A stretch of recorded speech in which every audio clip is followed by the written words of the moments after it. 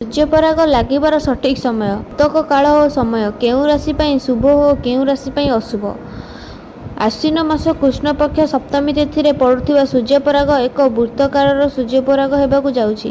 ଏହି ପରାଗ କଣକ ଆକୃତି ଦୃଶ୍ୟମାନ ହେବ। ଭାରତର ପରାଗ ଲାଗିଥିବା ପୂର୍ବରୁ ପାକ ନିଷେଧ କରାଯାଏ, ଯାହାକୁ ଆମେ ସୂତକ କାଳ କହିଥାଉ।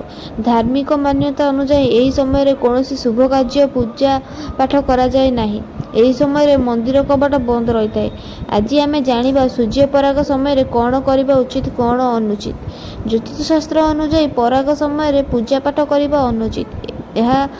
ଏହାର ଖରାପ ପ୍ରଭାବ ଆମ ଜୀବନରେ ପଡ଼ିଥାଏ। ସୂର୍ଯ୍ୟପରାଗ ଲାଗିବା ସମୟ ହେଉଛି 14 ଅକ୍ଟୋବର ଶନିବାର ରାତି 8:30ରୁ ଆରମ୍ଭ ହେବା ଓ ରାତି 2:25ରେ ଶେଷ ହେବ।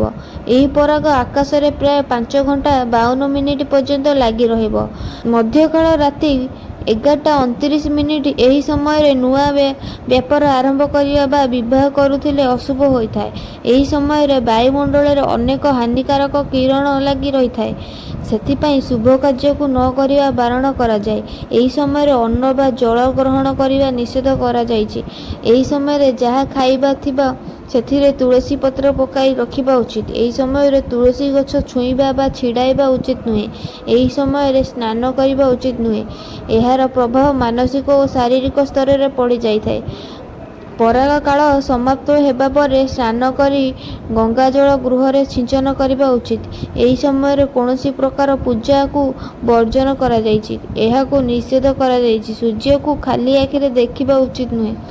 ଏହା ଆଖି ଉପରେ ଖରାପ ପ୍ରଭାବ ପକାଇଥାଏ।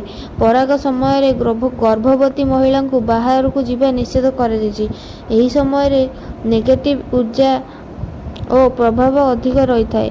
ପରାଗ ସମୟରେ ଶାରୀରିକ ସମ୍ପର୍କ ରଖୁଥିବା ବାରଣ କରାଯାଇଛି। ଗର୍ଭବତୀ ମହିଳା ଗ୍ରହଣ ବା ପରାଗ ଦେଖିବା ଉଚିତ ନୁହେଁ। ଏହାଦ୍ୱାରା ଶିଶୁଙ୍କ ଉପରେ ଖରାପ ପ୍ରଭାବ ପଡ଼ିଥାଏ। ମହିଳାମାନେ କଟାକଟି କରିବା ଉଚିତ ନୁହେଁ। ଏହି ସମୟରେ ଶୟନ କରିବା ଦ୍ୱାରା ଶିଶୁ ଗ୍ରହଣ ଖଣ୍ଡିଆ ହୋଇଥାଏ। ପରାଗ ଛାଡ଼ିବା ପରେ ଗର୍ଭବତୀ ମହିଳା ନିହାତି ସ୍ନାନ କରିବା ଉଚିତ। ପରାଗର ଶୁଭ ପ୍ରଭାବ ଯେଉଁ ରାଶିଙ୍କ ଉପରେ ପଡ଼ିବ ସେଗୁଡ଼ିକ ହେଉଛି ମେଷ, ବୃଷ, କର୍କଟ, ତୁଳା, ବିଛା, ଧନୁ, କୁମ୍ଭ, ମୀନ।